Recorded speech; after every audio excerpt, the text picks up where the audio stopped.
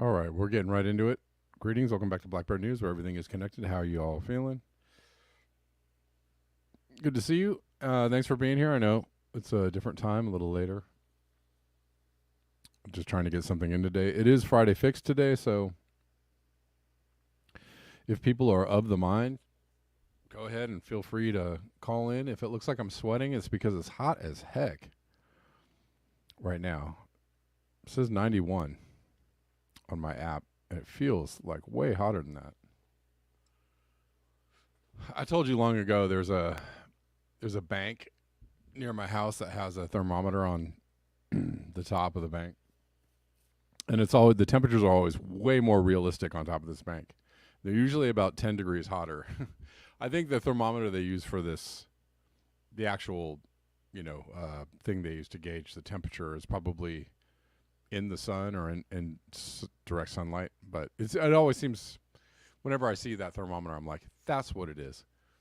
And today I think it said 102. So it's toasty. It's toasty. And I'm in the garage. And it's very warm in here. The computer is on ice blocks so that it may continue to work. And so we'll see how much we can get done today.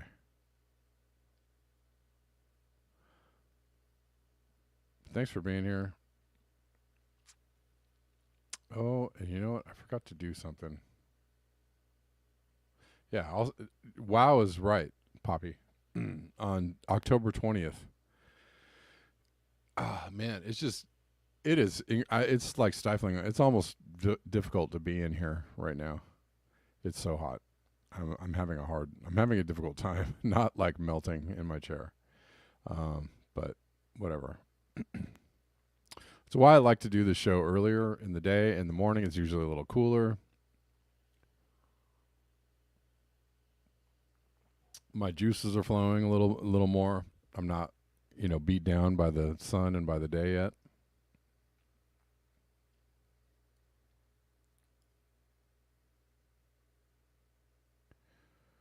But it is what it is. If you wonder where the thumbnail came from,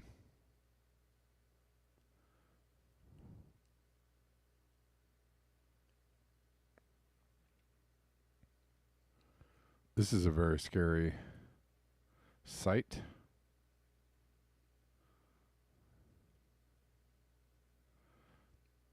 A high-rise building collapses while the workers on it are working, and they get stuck up on the air, up in the air.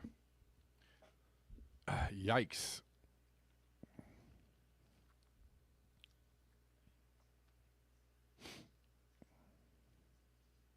Oh, I'm sorry, you're not really seeing the whole video here.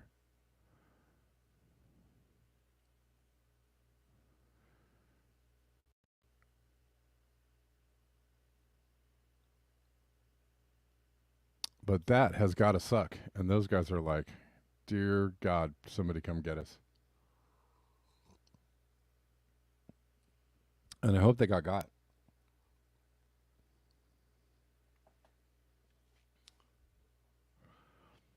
They just don't build them like they used to. Can you guys see that even?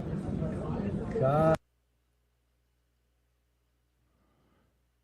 I guess you can.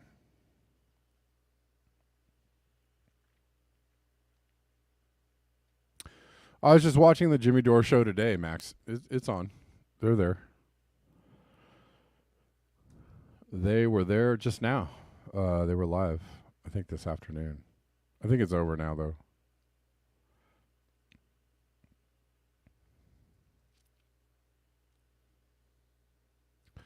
But today is the day. The phone lines are open all day if somebody wants to call in.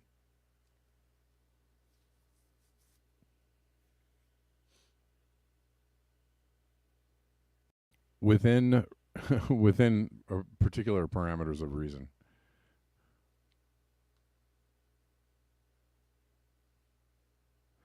I know, Gene. That's what's really scary.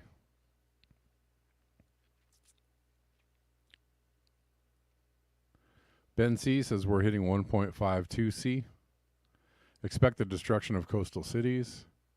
Even if temperatures shoot up by 6 C or more, humanity will be able to reduce much of that ice loss if warming is throttled back to 1.5 C within a few centuries.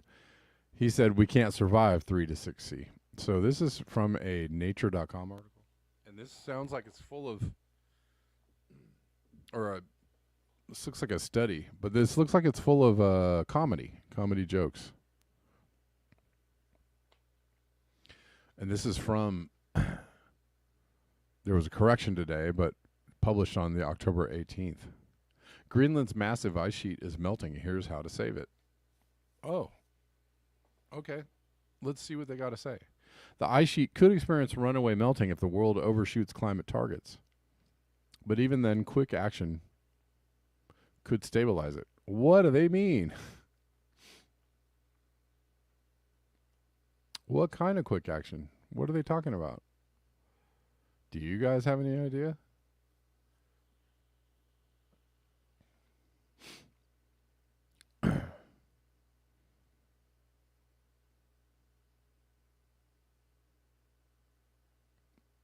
Let's see.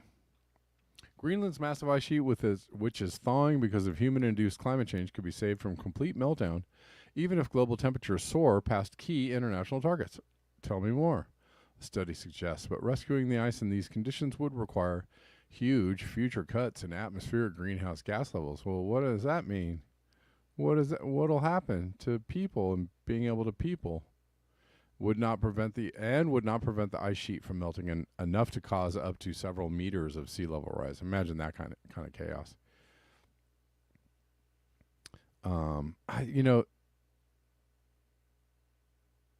There's a whole lot of like kind of silly assumptions, even in this paragraph, like assumptions about the future, right? Like, oh, if we get to 3 or 4 C of melting, well, we will adapt.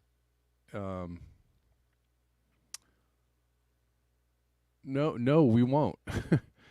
If we get to 3 or 4 C, there'll be, barely any agriculture left. And, who's going to survive that? Or, the world population is going to swell to 10 billion people or 12 billion people by this date. No, it won't. It's not going to do that. We're at the brink right now. We're at the tipping point. We're at the limits of nature's love. We're at the limits. There's not going to be 9 or 10 billion people. That's not going to happen because soon there are going to be situations that will probably, and I'm not trying to be mean or harsh, but there are going to be situations. There's going to be so much, chaos and from all places.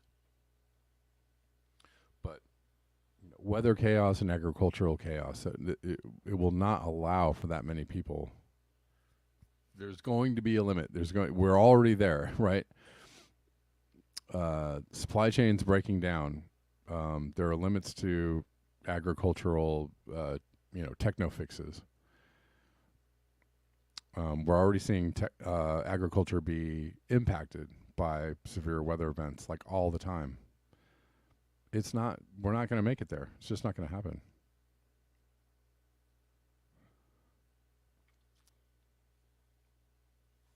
Those are my thoughts. I could be wrong, but I don't think that I am.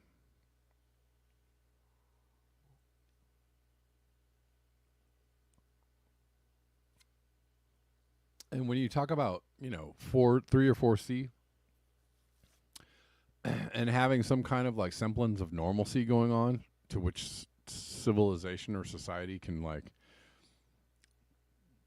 wind back the clock on emissions or save the ice sheets or something. It's just like, no, it's not going to happen. At that point, there will be such systemic collapse that we will not be able to muster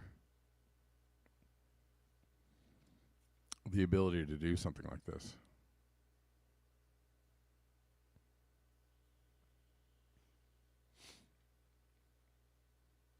Anyways, let's read on.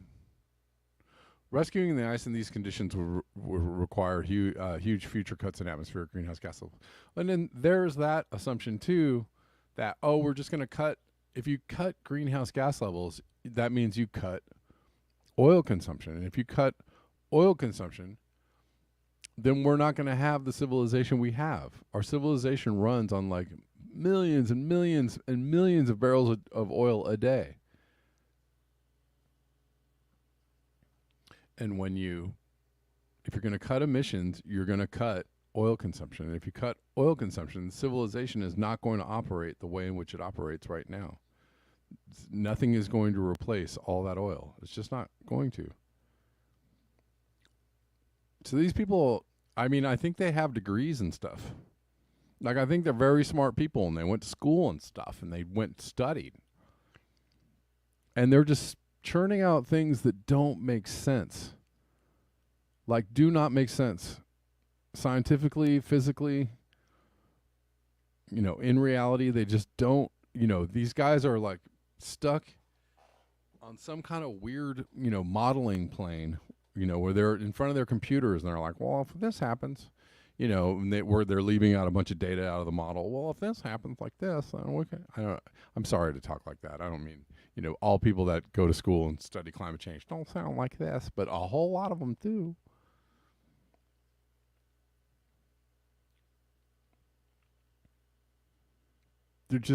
They're in a bubble. They're in an academic bubble. And they can't see the forest for the trees. And they should probably get out and take a walk sometime, or go to talk to regular people sometime, or, act or talk or think and do things like a regular person sometimes.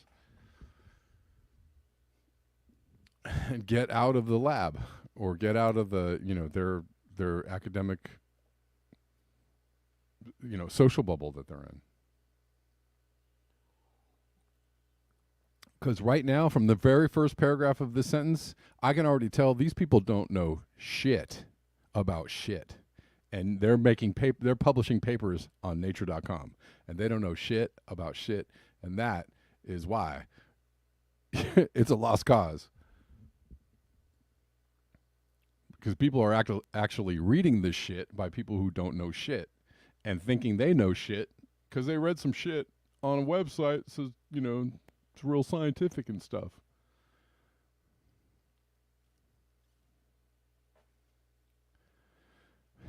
Am I being too harsh? I'm sorry.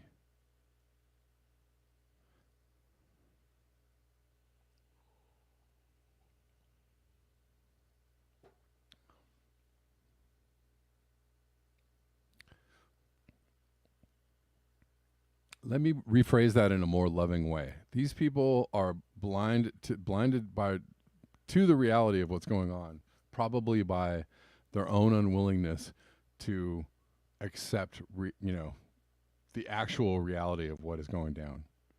That's probably what's happening. I'm sure that's what's happening.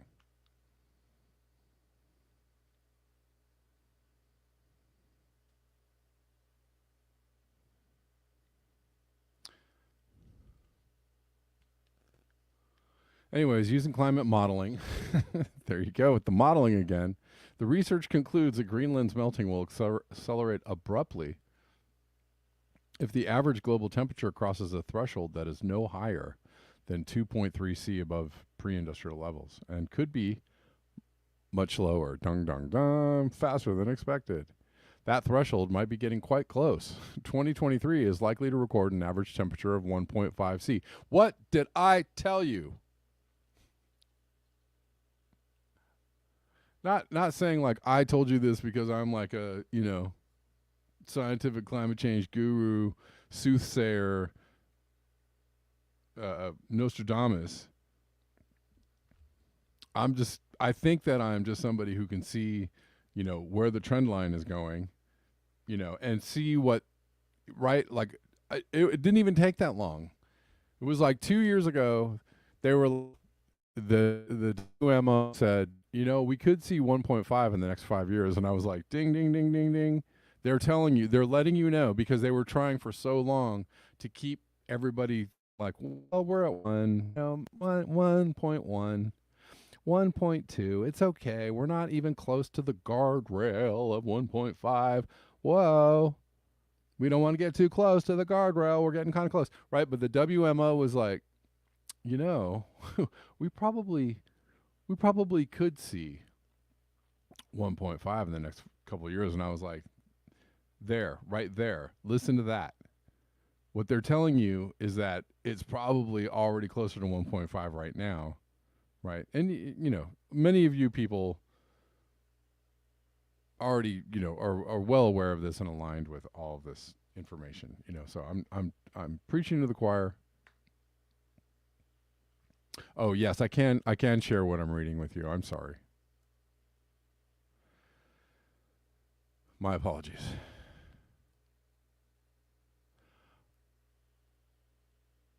They said a few years ago, you know, we could touch 1.5 in the next 5 years, and I was like, we're going to hit 1.5. They're going to admit it wasn't about touching or actually happening or happening faster. They're just going to admit, like, here we are, and here we are admitting in this paper over and over and over. Not just this paper, but in other places as well, over and over and over. Now everybody's like, you know, yeah, we're at 1.5. Here we are. We're at 1.5. So quit with the 1.1 or 1.2 nonsense. We're at 1.5. We hit it. We touched it. The guardrail is breached. There's no going back. I'm sorry to tell you that. I'm sorry. I know that's harsh. It sucks. Dang, we missed it.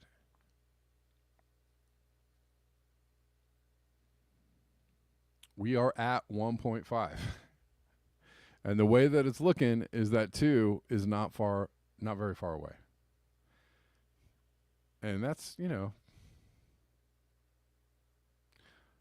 I'm sorry to say that is not a good place for humanity to be. And I don't want to, you know, I'm here too. I'm not really enjoying this reality. Don't want it to be so. Really wish it weren't so.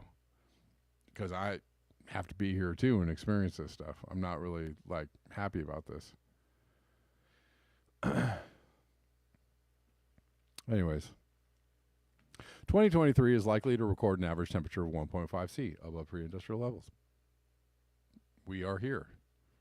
We're in the mall. We're looking for the JCPenney. We just walked in. It's ice cold. AC's blasting. We are here. The landmark 2015 Paris Climate Treaty aims to limit warming to 2C. Oh, well, I thought it was 1.5. Wait, the guardrail that must not be breached is now 2. Okay. Ideally, no more than 1.5. But even if temperatures shoot up by 6C, imagine 6C or more above pre-industrial levels, humanity will be able to reduce much of that ice loss if warming is then throttled back to 1.5 C within a few centuries. Yeah. No, I'm sorry. This is delusional. This is like, this study actually should be taken down. This study should be stricken, like, just based on pure, absolute garbage delusion. Like, you guys are nuts. You guys are absolute lunatics. You think it's going to get to 6C, and we're still going to be in control of things enough to, like, throttle it back. I'm sorry to be so mean, but you all are bozos. You're absolute bozos. Hand your degrees in. Hand them to me. I can do better things with your degrees than you are. Straight up. I can do way better things. I don't need a fucking degree. You guys are bozos. Hand in your degrees and go work at Starbucks immediately.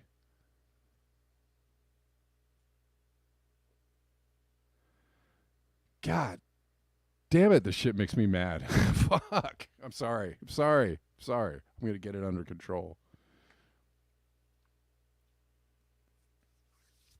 Dummies are running the world. Dummies are running your institutions. That's why we're in the state that we're in, because absolute dummy nimrods are running the show.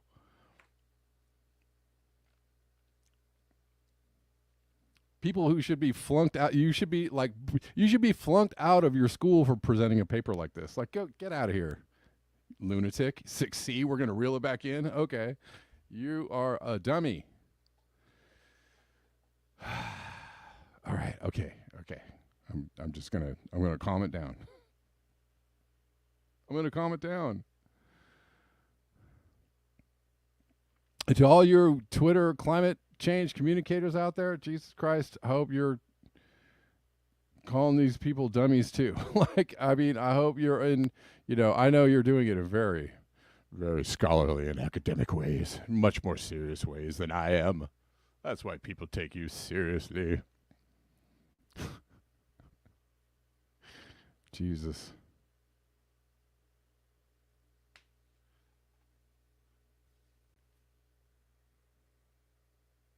Anyways. Yeah. I don't even know if I can. We'll keep going because I want them to explain how they're gonna refreeze the ice sheets. Okay, let's find out. These people have degrees. They work at universities.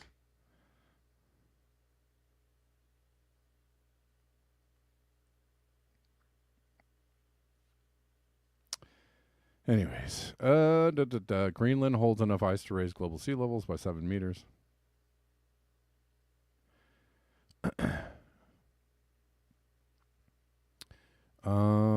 June, July, August, September 2023 all saw record high global temperatures.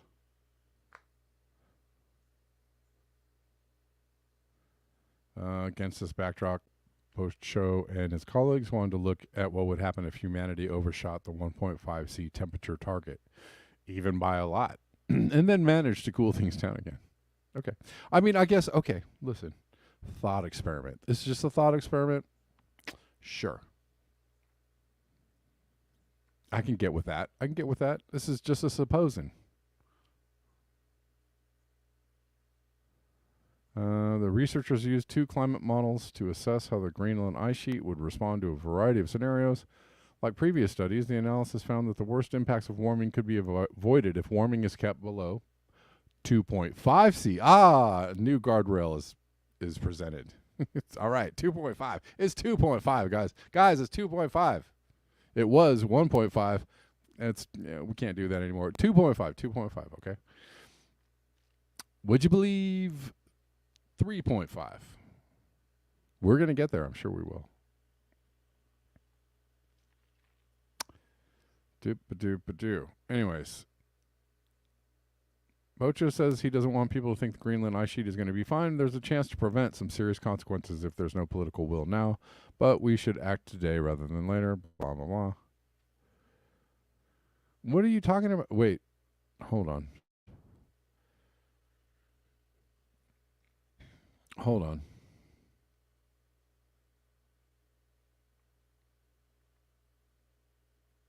Do they even say how it works? Anybody?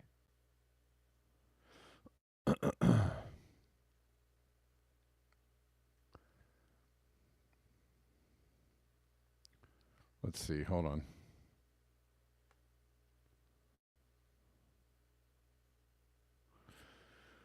Correction on today. An earlier version of this article misstated to the extent to which the author's work incorporated rapid warming in the Arctic. Okay.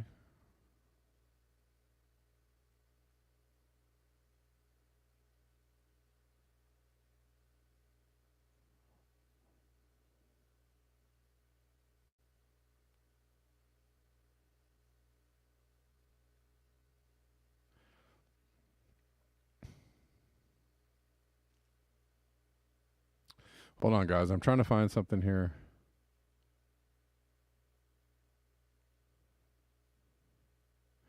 We apply different idealized carbon removal scenarios that lead to a temperature decrease on time scales varying from 100 to tens of thousands of years.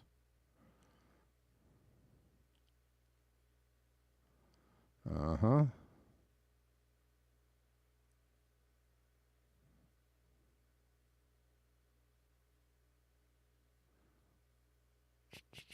Sorry, I'm just kind of trying to look through this.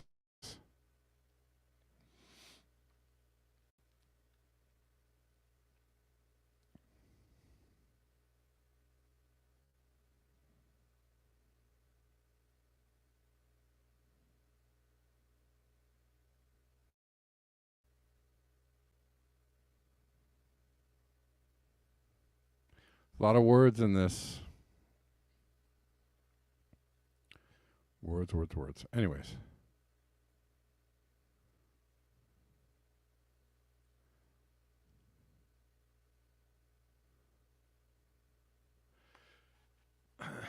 I'm trying to find the part where they explain how it is that they're going to rewind warming.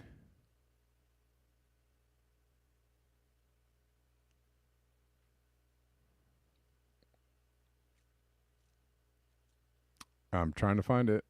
Sorry for the lag in time.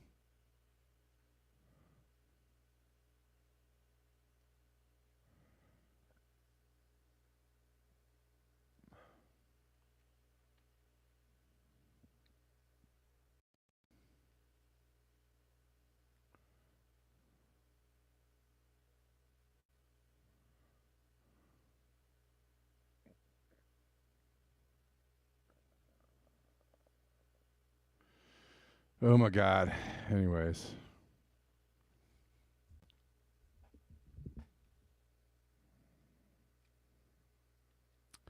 Well, so they're saying our temperature thresholds are in accordance with previous work and agree with the general consensus that limiting global warming below the range of 1.5 to 2.5 C above pre-industrial levels can prevent the most severe consequences. Yeah.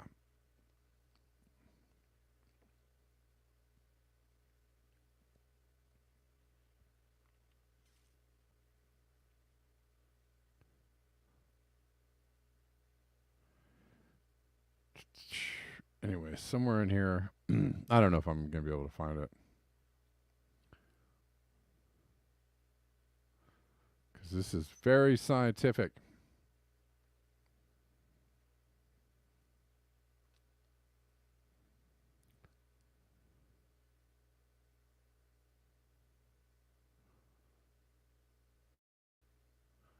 Oh my god. Okay, anyways, they didn't really explain how it is we get to 6C and then roll back warming. I don't know. Are we rolling back warming by just lowering emissions? Anyways.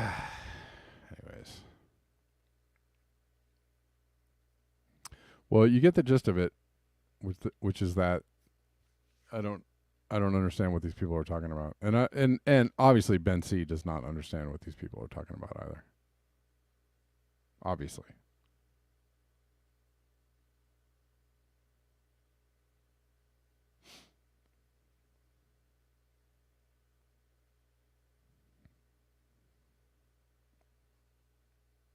But let's continue on.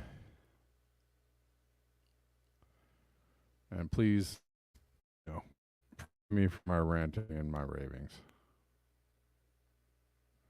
We're on Rockfin. We're on Twitter. We're on all the spaces and places. I think we're on Twitter. Are we still showing on Twitter? All right. What have we got? We got more stuff.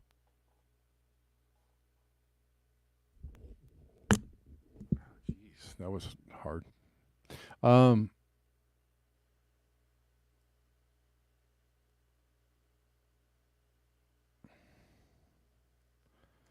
Maybe this is just all.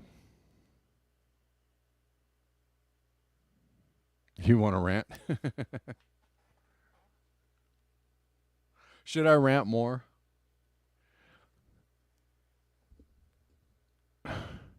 I feel like I piss people off when I rant. That's why I don't. But then I know some people are really waiting for a good one. The collapse of East Bering Sea snow crab. The temperature of the water was not above the species' thermal limits, but did increase their caloric needs considerably. This increase and a restriction in range led to an unexpected mass starvation event. A bunch of snow crabs basically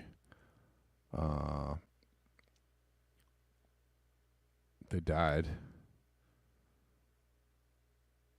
because it got warmer because of a marine heat wave.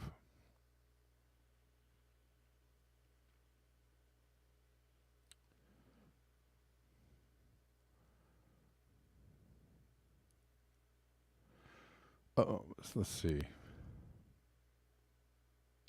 Did I mention I got a really nice uh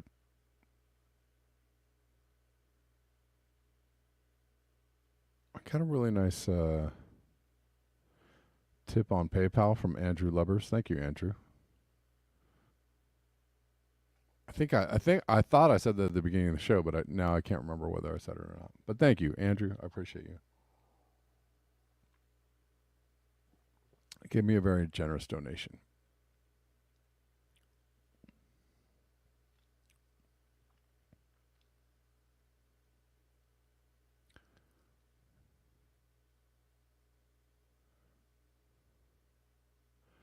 The collapse of eastern Bering Sea snow crab. Marine heat waves, a component of our impact on Earth's climate, can bring both expected and unexpected environmental change between 2018 and 2021. After a period of historically high crab abundance and a series of marine heat waves, the population of snow crab in the Bering Sea declined by 10 billion. Suzwalski et al. Used survey data to model the potential drivers of the decline. In this ecologically and commercially important species, they found that the temperature of the water was not above the species' thermal limits, but it did increase their caloric needs considerably. This increase, in conjunction with a restriction in range, I just read all this, led to an unexpected mass starvation event. It's all a bunch of fake news until it's real.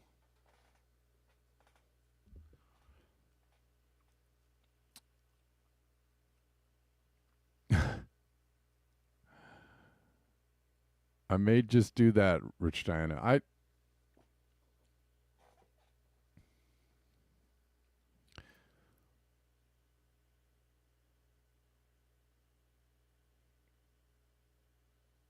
Just trying to stay out of trouble, man.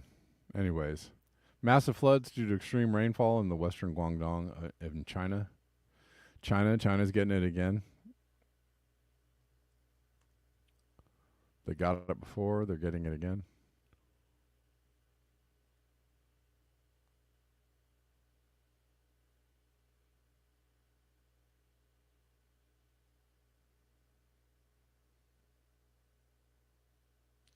Oh. Yeah, I'm getting a lot of issues because it's so warm in here. That's right, Timothy Martin. I cancel your degrees. Go make me a latte, fool. Degrees canceled.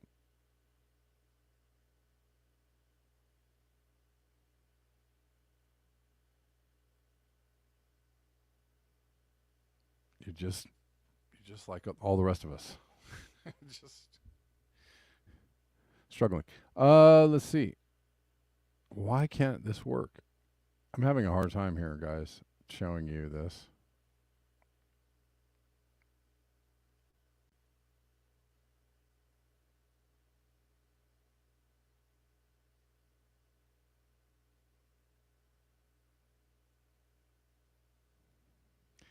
Oh my god.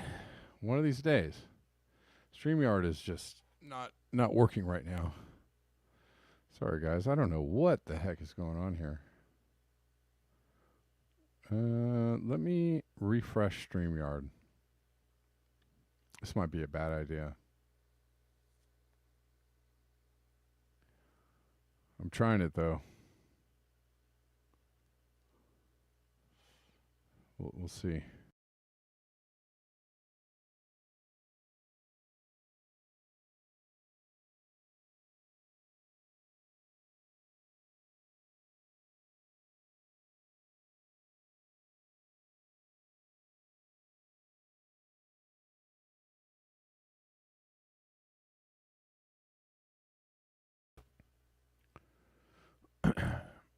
Calm, cool, and collected, I guess, is the best way.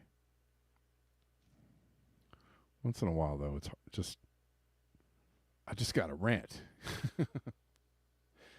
Is that what it is? Is it the Santa Ana winds? I don't know. Something is heating up this here place, but it is hot. Can you guys see anything? I cannot get this screen share to work. Oh, here we go.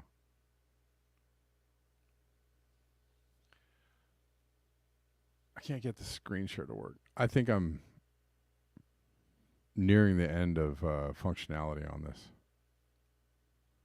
And I apologize for that. Anyways, I'm trying to show you some video of some very extreme flooding going on in China. Eventually, they'll let you see that, maybe. No? Are we stuck? Are we spinning? Are we just... I see something. Oh, here we go. I see something on Rockfin going on. And I apologize for the very bad quality. Anyways, you're seeing it now. What you're seeing on the screen, it is there now.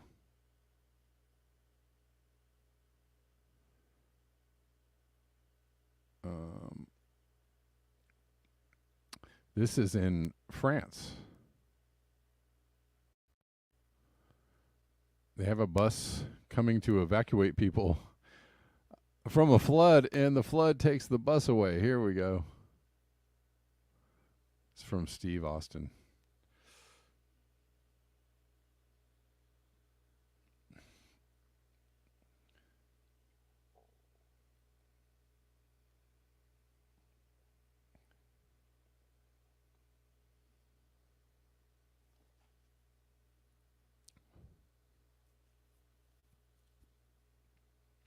Going back to that study about trying to get back from 6C down to 1.5C, I suspect they really don't have a mechanism for that. That's why it wasn't really shared in the abstract, right?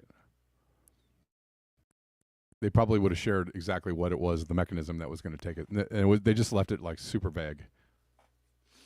So I suspect that had I even kept trying to look for it, I probably wouldn't have found it. Seems like our adaptation possibilities. We're waiting for something to take us to safety, only to have the crisis take it away. This is a planned bus for evacuation is taken. It's kind of hard to see.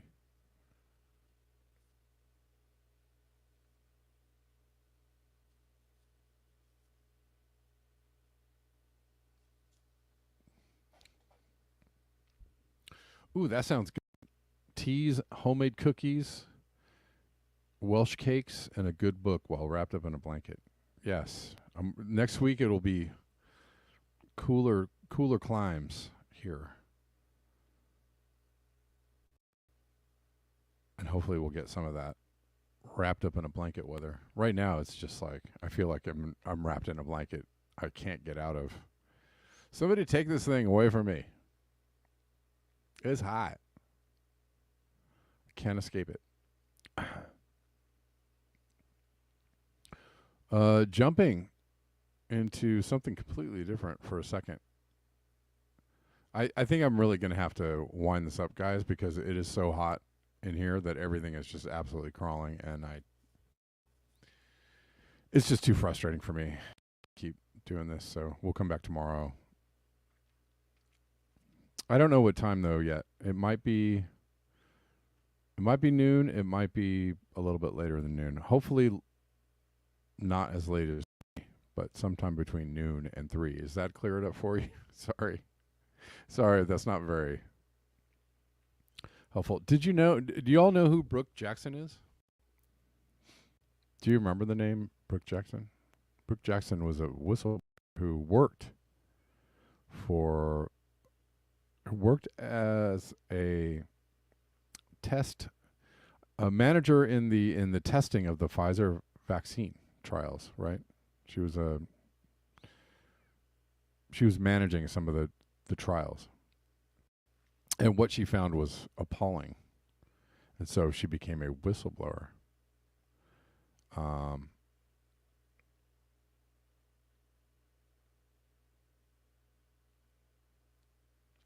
Anyways, she is suing Pfizer and VRG Fort Worth on behalf of the American people for multiple violations under the False Claims Act.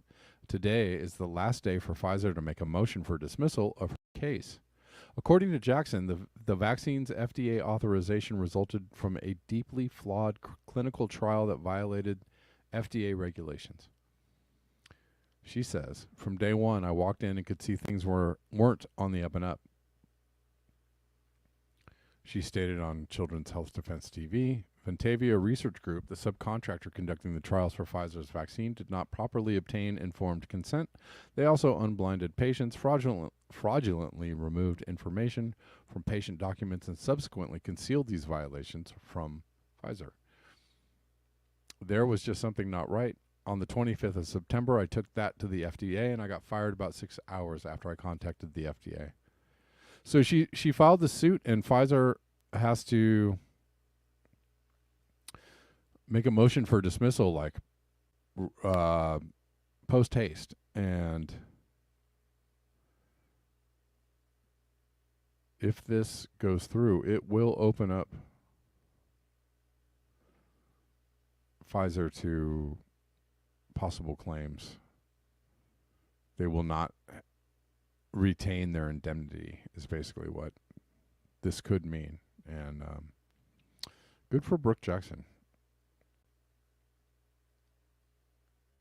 Is an big pharma and big government, and I feel betrayed. Let's try and listen to this. Nothing. I got a text message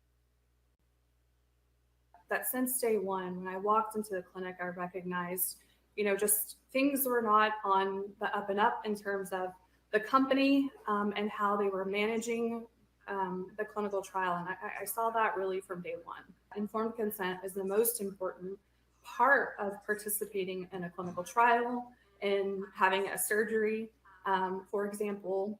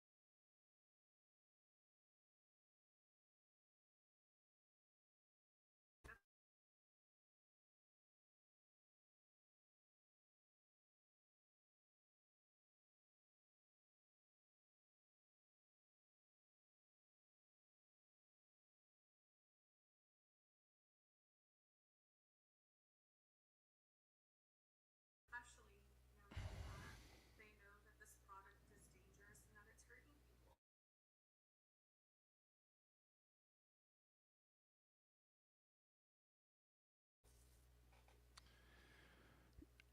Let's see.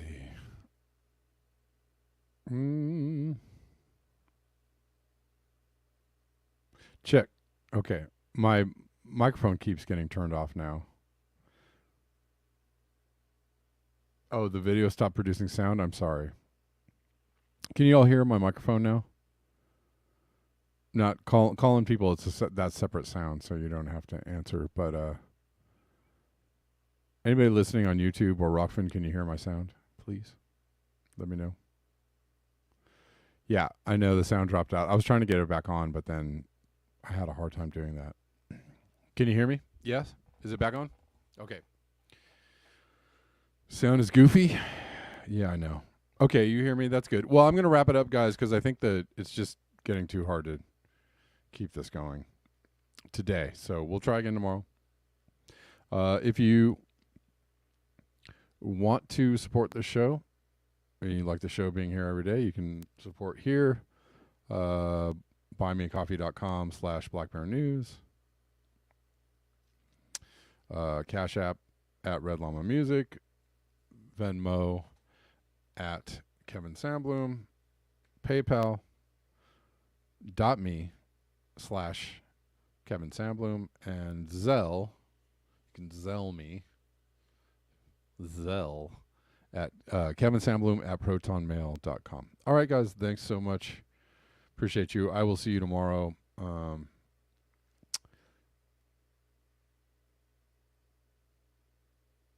Don't know about the time, but just, stay aware. I'll try to get back on the regular time after probably Sunday. I'll be back at the regular time. All right.